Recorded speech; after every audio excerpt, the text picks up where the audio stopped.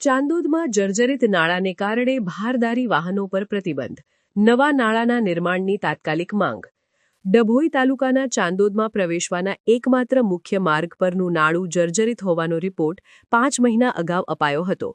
ચાંદોદમાં ગટર લગાવી ભારદારી વાહનોની અવરજવર બંધ કરાઈ. પાદરાના ગંભીરા પુલની દુર્ઘટના બાદ આવી દુર્ઘટનાનું પુનરાવર્તન ન થાય તે માટે તીર્થક્ષેત્ર ચાંદોદમાં પ્રવેશવાના એકમાત્ર મુખ્ય માર્ગ પર બીએન હાઈસ્કૂલ પાસેના ગાયકવાડી સમયના નાળાની 4 ઓગસ્ટે લીધેલી સ્થળ મુલાકાતમાં નાયબ કાર્યપાલક ઇજનેરની કચેરી, ડભોઈના તાંત્રિક અધિકારી અને ટીમને નાળાનું બાંધકામ અત્યંત જૂનું અને જર્જરિત હાલતમાં હોવાનું જણાઈ આવ્યું હતું. જેથી આ નાળા પરથી ભારદારી વાહનોની અવરજવર તાત્કાલિક અસરથી બંધ કરવા લેખિત તાકીદ કરાઈ હતી.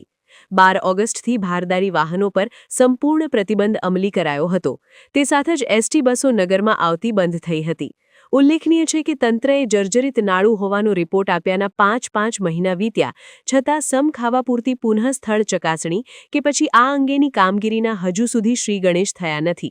ત્યારે નગરજનોની ધીરજ લોક આંદોલનમાં પરિણમે તે પહેલા નાળાના નિર્માણની કામગીરી આરંભાય એ જ સૌના હિતમાં છે. રિપોર્ટ આપ્યા બાદ 5 મહિના સુધી સત્તાધીશોએ કાર્યવાહી ન કરી.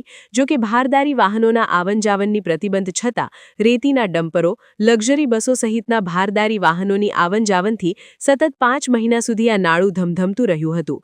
છતાં કડકપણે અમલવારી કરાવવા બાબતે તાલુકા તંત્ર કે સ્થાનિક ગ્રામ પંચાયતે ગંભીરતા દાખવી ન હતી.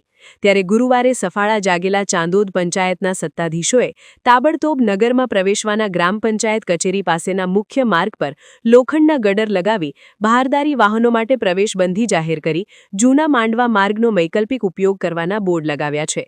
જેથી હવે નવા નાળાનું નિર્માણ ન થાય ત્યાં સુધી ભારદારી વાહનો નગરમાં પ્રવેશી શકે નહીં.